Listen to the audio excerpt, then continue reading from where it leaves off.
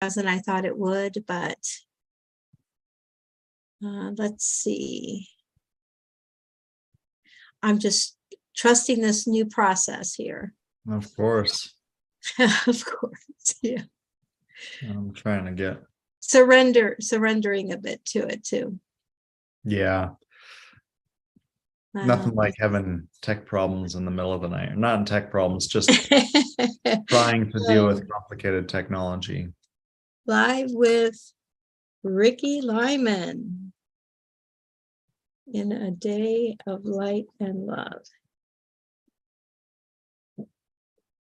And there we go. Got it. All right. Well, welcome to this segment of A Day of Light and Love 2022. And Thank you. I'm really excited to be here with Ricky. Ricky's a new friend of mine, a recent friend. But sometimes when you meet people and it's just the conversation is full of depth and width and breadth and all of it. That's kind of my experience with Ricky. So this is going to be a great conversation. But just to start, the event, A Day of Light and Love, was created to fill the void for anyone who's experiencing a void during Christmas Day.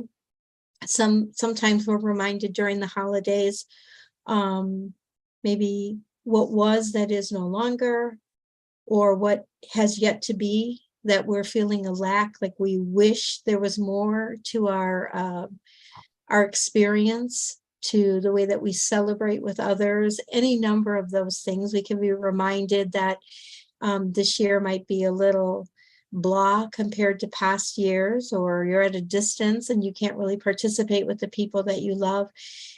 We're just reminded, I think, we could be reminded every day, but we notice during these days that maybe our life isn't built out quite the way in the present that we want it to be.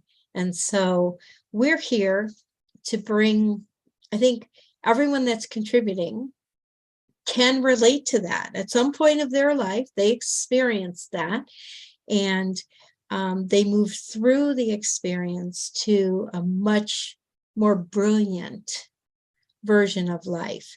And Ricky you are that man. And you are someone who serves men, but you also serve the whole. I know that you're about peace. I know that you're about helping men reconnect with who they really are. Yeah. Maybe you can expound a little bit more on some of that, so that someone who's watching this can just maybe understand a little bit more about you before we get into what we wanted to discuss together. Certainly. So my name is Ricky Lyman, and I am a men's coach.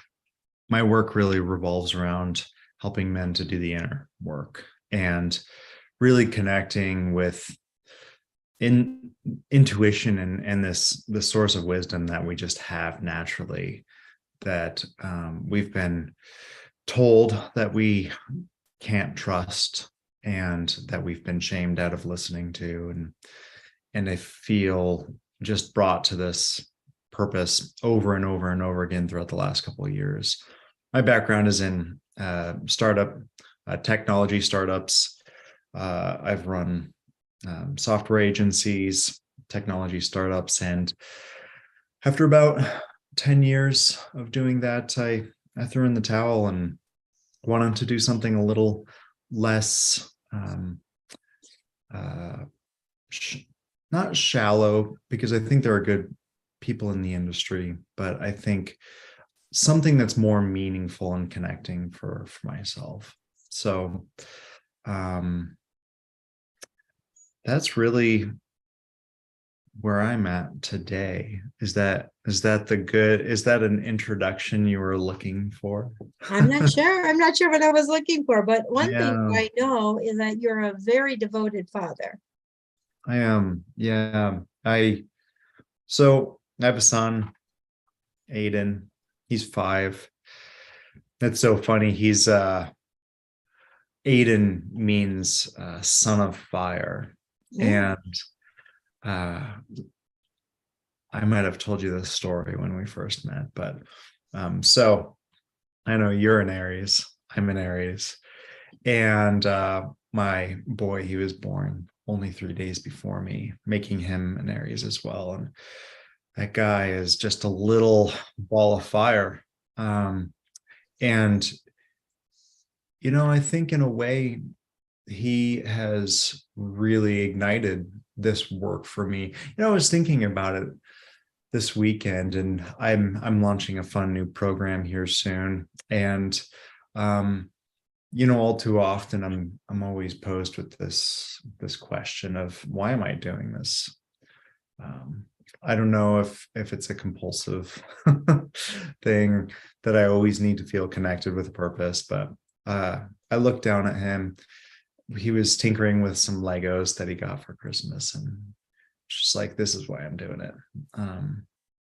Not just for the income to support him, but to bring about a new degree of integrity that is so necessary with men in this world right now. And, we're all a part of it. And I think right now, especially men need to, as a whole, we need to become stronger and more connected and congruent with our integrity for our women and children, for the world. Can So, you define integrity? How you're using it? You've used it a few times, so yeah, it's an important word. I can sense that. it's a feeling word for sure. I almost like the word integrity, or congruent, a little bit more, and that is, there's a great quote: "A man who lives 2 lives is a man divided." And I think when we begin to try to show up as one man, one story, one purpose, we don't have to excuse ourselves. We don't have to make up things. We can show up fully in our truth. Others trust us more. We trust ourselves more when we show up connected to our truth. And some might argue that sounds subjective, but I think we all share a truth. And when we're connected with that truth, with doing good by ourselves and by others for this world, and when our actions and our words echo that, then that's integrity. Yeah. It's there's nothing out of place in the way you act, and there's no gaps in your story. Do you think that our culture teaches, as a man, do you think that the culture teaches something counter than that? I think our culture has really great intentions. Overall, I think, well, who makes up our culture, right? For little boys, a significant amount of our world is our mothers, our teachers, and for the lucky boys, their fathers as well. And so these are the people that are in the world that were brought up within. And everyone has good intentions. And typically these intentions are based on some kind of value system. And that's where we can kind of get into, dualistic value systems where, you can argue beyond whether something is right if it's the right thing. I won't get into that. I think where things get off track is when we become disconnected from ourselves. For boys and young men, that begins with shame, feeling like we need to do things to fit a certain idea. And I think boys and girls, actually, we all face this. We all feel like we have to fit a model of somebody who we look up to, right? Or a model of what a good person or a productive person is. And so then we start becoming a person that we're not. For me, How about a successful person? You hear that? Becoming, yeah, absolutely. And in business, success came really early and fast for me. And I got my rewards in terms of accolades and money and a lot of recognition for that. And that just filled the hole that I just started chasing more and more. And I think the more that you chase the things out there to try to fill up a hole in here, the more separated you become from yourself. And that's where the break in the integrity comes from, is you're not acting within the accord of yourself, of a sense of self-love. And so that's when the break happens. I don't know how society plays in with it. I think, we want to talk about the collective mindset, but I mean, it's really hard to nail down where any of this stuff comes from. I think, Robert Blythe, he has a great book. Have you heard of it? Iron John. What is it? Iron John. I don't think so. He talks about basically male initiation through myth and archetype. And it's a fascinating book, but, he talks about boys were with their fathers throughout most of human existence. And it wasn't until, 1920s when the father figure started to disappear from the boy's life. And so the boy, in his very direct words, basically the boy doesn't know his father as well as he used to. And as the father is going into the office and is no longer present, the father takes on a bit of a devil archetype, which is the elusive father. I don't know my father. I don't know who he is. And therefore the imagination and the stories are going to take place. And then I have to defend my mom because I see my mom being hurt by my father. I don't know where all this talk is going, but I think, if we're trying to figure out where this break of integrity is coming from, there's so many different things to point at. There's this, I think, I don't know if it's slightly sleep deprived, but there's this thing that I think of as a sacred wounding. And it's the thing that happens to us very early on that creates essentially our mission in life, something that we have to learn. It's a sacred wound. And for me in particular, it was having to essentially take on the emotional weight of my family from an early age, and becoming so ridiculously empathetic with others that it was all about taking care of other people for so long for me. And that, I think, has turned that empathy as a survival mechanism has turned into empathy as a, in a controlled and intentional fashion, something that I can use to help other people. Mhm. So if we think about sacred wounding in terms of society, maybe this is just a part of it, is there needs to be a break in man for us to evolve. Mm. There has to be it's so funny, we're talking about the cycles of loss and growth tonight, and you have to break structures down to rebuild them. And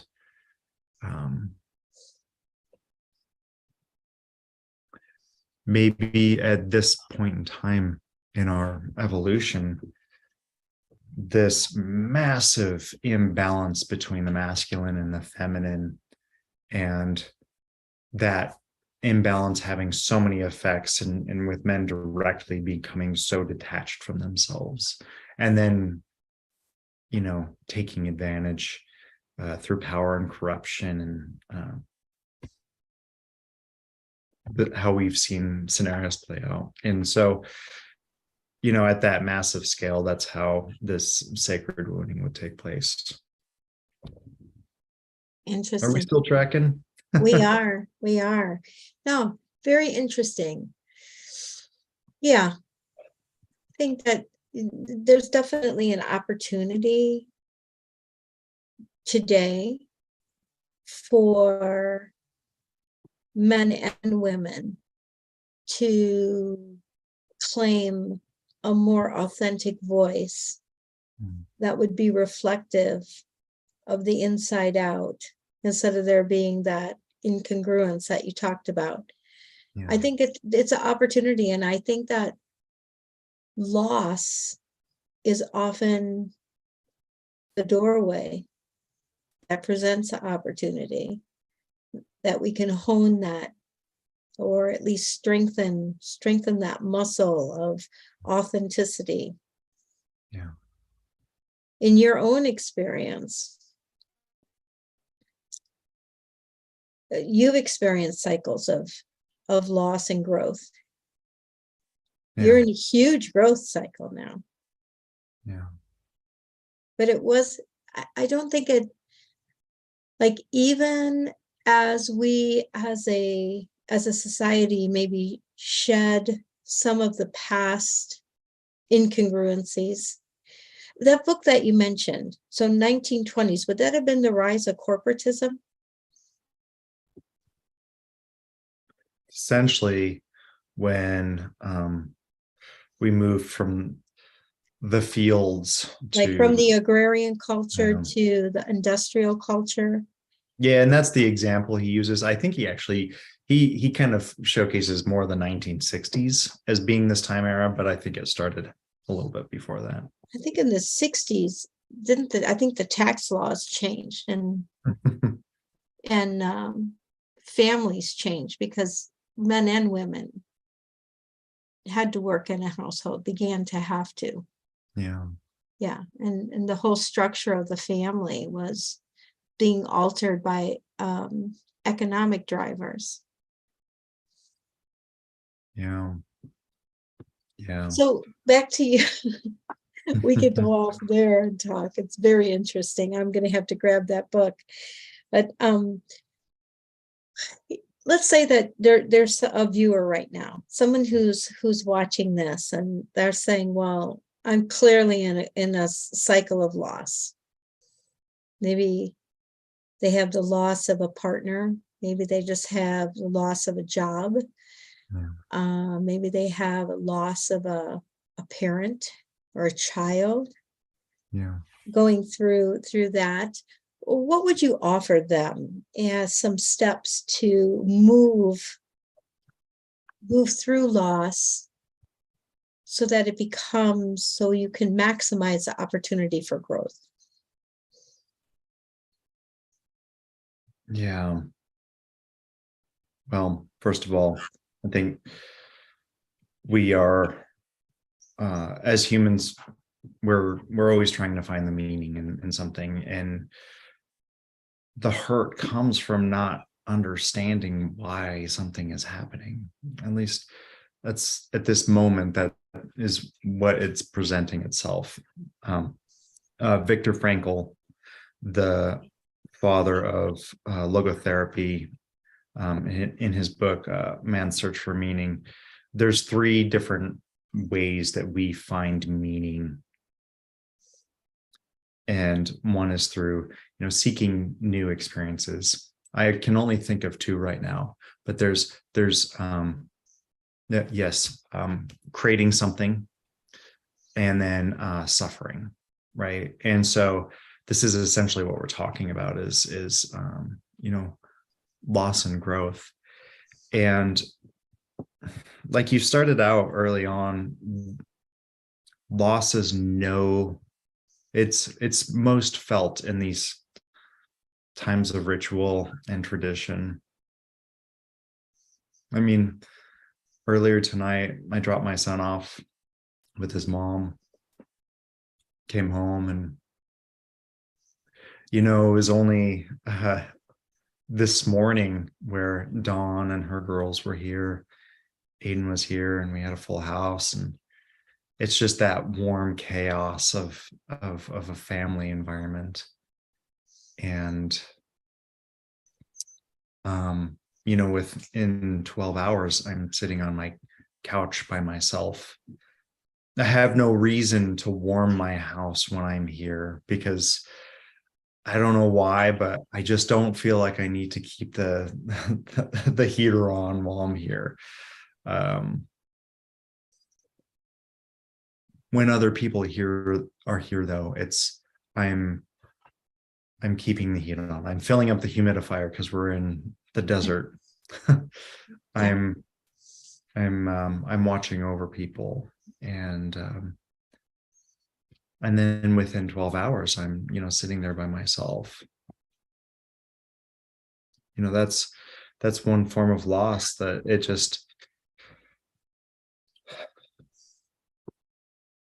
it's just there. I lost my mom earlier this year, and that's been a strange loss. On a search to try to find answers behind that. And I've found some. Before that, it was a divorce, and these are obviously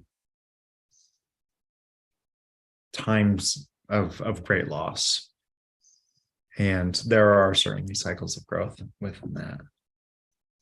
But if we're dealing with loss, there's understanding and calming and accepting. And I don't, for 1 second, I don't want to make it seem like it's easy, in that there's a 1, 2, 3 protocol to it. But it starts with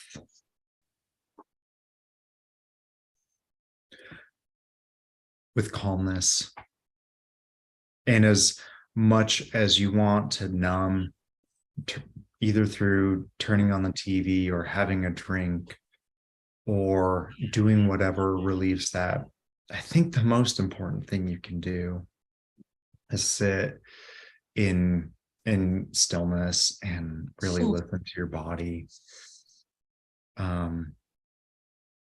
That's a form of potent self-love, is just sitting there and reflecting within and just feeling whatever it needs to be felt. And it hurts really bad sometimes.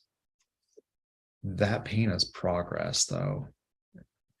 It's not necessarily like anything is changing on the exterior, but within, even just allowing yourself to feel it takes away some of that energetic and emotional pressure. And I think through that, new insights appear about yourself, about your life, about Mhm. the truth of this mystery that we're in. And we begin to understand and assign meaning, because we're just meaning creating machines. And whether it's through suffering or creating, um, it's the meaning that propels us forward. It's only when we don't have meaning at all, and when we can't find meaning, in that book, Man's Search for Meaning. By the way, that's one of my favorite books. Oh yeah, it's heartbreaking, but such a necessary book to read. Oh, it's amazing. It's an Yeah. amazing book. I think in what you're saying, sometimes when the cycle of loss is vibrant, vibrantly present, um, it's, I know in my own situations,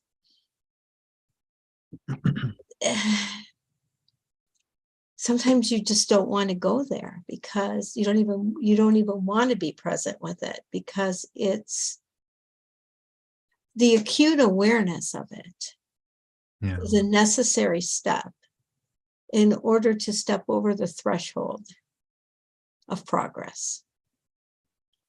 And that acute awareness seems like something that I wanted to avoid. Yeah. But in the end, it's the moving through that allowed me to move to the growth that produced the change that created the results that I truly desired. Yeah. So well put. Well, it's just, like you said, it's not like it's not a protocol based step system, but there are Yeah. principles. Yeah. The principles are foundational to growth. Mhm. Loss is anything really ever lost? You know, it doesn't have to be. It doesn't have to be. But I think that when we look at it as loss, it feels like something's not there anymore. I know for my own self that as I've gotten older, Mm. I recognize that there isn't really a loss. There's just a change. And change isn't always the most comfortable, because we liked parts of what was, or we liked all of what was. There are people who one partner will just leave. One partner was totally fine with the way the relationship was, and the other partner chooses to leave. There's things where there's things that you didn't like. You kind of lose parts of yourself. There's a loss of self inside of, right? Inside, like, my goodness, I had a PhD in that one, trading away parts of me for the good of the relationship. That's a loss, Yeah. that's a loss. But all of it, if I could offer this, in my experience, all of it is just a history of evolution within our path. Mm. So it's not really ever lost, because there's Yeah. the cumulative wisdom that continues to live today. Yeah. Um, that's powerful. That's powerful. Can I ask you a question about that? Sure. I think, just for everyone's benefit, what do you think? There's anything, you described that acute pain that you're confronted with, and it's a choice of how do you move past it, or not even move past it, because at that point when you're behind it, Oh, you just you don't want to look it in the eye. It's too scary. And so what in your thought, how do you come up against that? Is it a timing thing, or I what do think you? it's like, you live in Idaho, right? You're in Idaho right now? Yes. Okay, well, I'm in the Chicago area. We both have snow, right? If you've ever driven a vehicle slightly off the road, and I mean, it could be in mud, but snow is usually my experience where Yeah. I've like kind of slid off, and now you're rocking the car, right? You're rocking it. You know, if I just rock it back and forth enough, the laws of physics will create some momentum, and that Yeah. force will pull me forward. Hmm. In my experience, that's kind of like how my early moving through loss was. My later moving through loss, which in the end was certainly way more significant, like way huger, Yeah. but I didn't have to rock that car. I didn't have to rock my vehicle back and forth, because my experience had taught me that the sooner the acute awareness of whatever the dissonance is with the situation, the sooner the acute awareness, the sooner I can move through. Yeah. But I don't think that that's like a vitamin that you can just offer someone, or a Mhm. prescriptive medicine that you can. I think it's just something that you learn. Now, some people will they'll go off the road and they'll just sit there. Mhm. Yeah. So but I do think that at some point you got to start that rocking motion, Mhm. because once you gain the momentum, you'll come up and out of it, and you'll feel that shift. Mhm. It doesn't change the isness of what was, Yeah. but it changes the isness of what is coming. Mhm. Yeah. I love that you really do have to Yeah. you have to work with both the car and the slope, the snow, the traction. And Yes. it's such a process that Sometimes, really, how many times have you been rocking in a car like that? And you think, okay, we got it. We're getting there. I go, oh, there we are. Right. yeah. And Yeah. I think that moving through seasons of change, of loss, Mhm. of adjustment, I think that I think one of the things is to give ourselves grace. Mhm. Like I find that in my life, I have given others grace far more easily than I've given it to myself. Yeah. I think that, probably at some time someone could say to me, my goodness, are you as hard on yourself as you are on others? Because there was a time where I was quite the driving perfectionist. And my Lion answer would tamer. have been, oh, far Yeah. harder on myself, right? And I do think that we can beat ourselves up mentally when we're in that rock. And the thing to remember is you are perfect. The experience is perfect. Yeah. Yeah. It's just that the perfection, you haven't tasted the perfection of it yet. But the recipe of the perfect is occurring. Mhm. Mhm. Yeah. So I would say grace would be, grace is like the salt to the meat. Grace is like Certainly. the sugar to the cheesecake. you know, it's Yeah. it just the recipe has to, and I think we have to honor whatever time it takes, Yes. while at the same time not making an excuse for sitting still. Mm-hmm. Mm-hmm. Not making an excuse. Well, pulled off on the side of the road. You said something earlier that I'd love to circle back to, and that is, you get to a point, and I think this is acceptance, and maybe it's a byproduct of acceptance, but it's, you understand that no change has actually taken place. Or I don't, and I don't know if that's the way to word it, but it's, I think death is, I can only talk through my own experience, but really quickly, I grieved my mom fairly fast, and I think I don't know if I'm fully done. I don't think I'll ever be fully done, but there sure is some, I've I have felt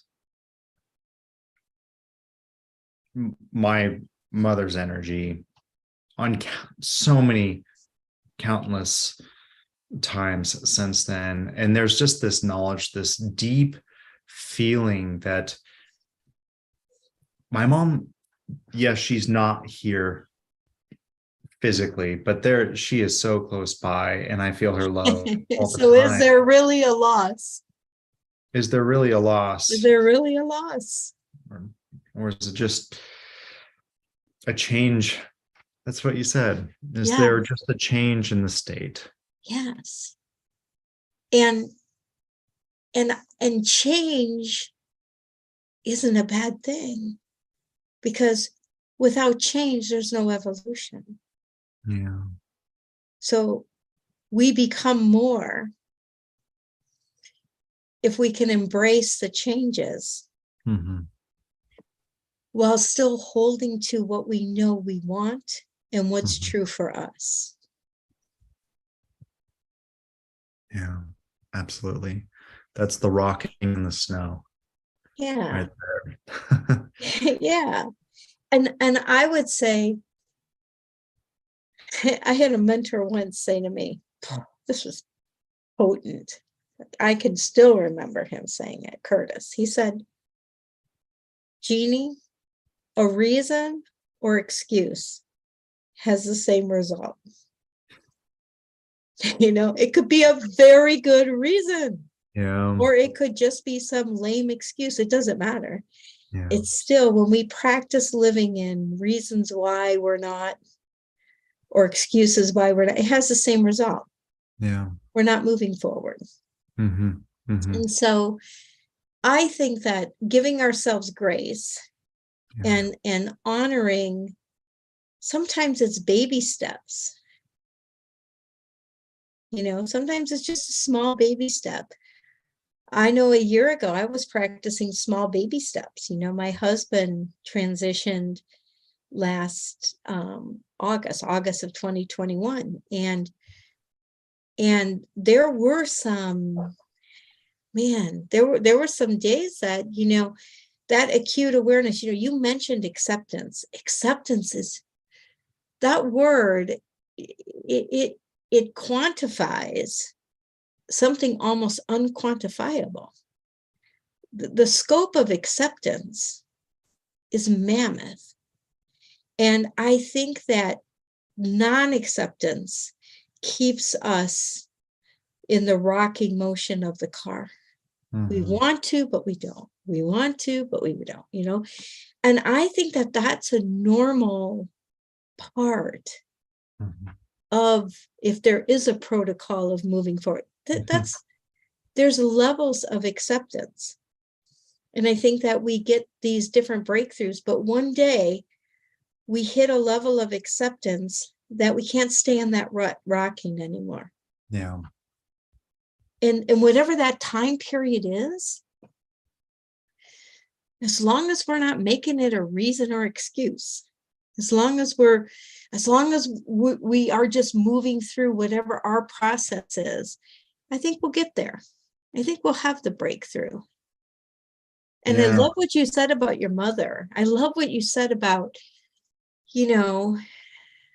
it's it's like the perceived loss has become this expansive opportunity of connection. Mm-hmm. Now I want to bring this to, then we have to, I mean, we could go on and on. This is a Where great, are we great at? topic Wow. that you Wow. spoke of. But even in the dissolution of a relationship, specifically where there's children involved, because I've lived through that.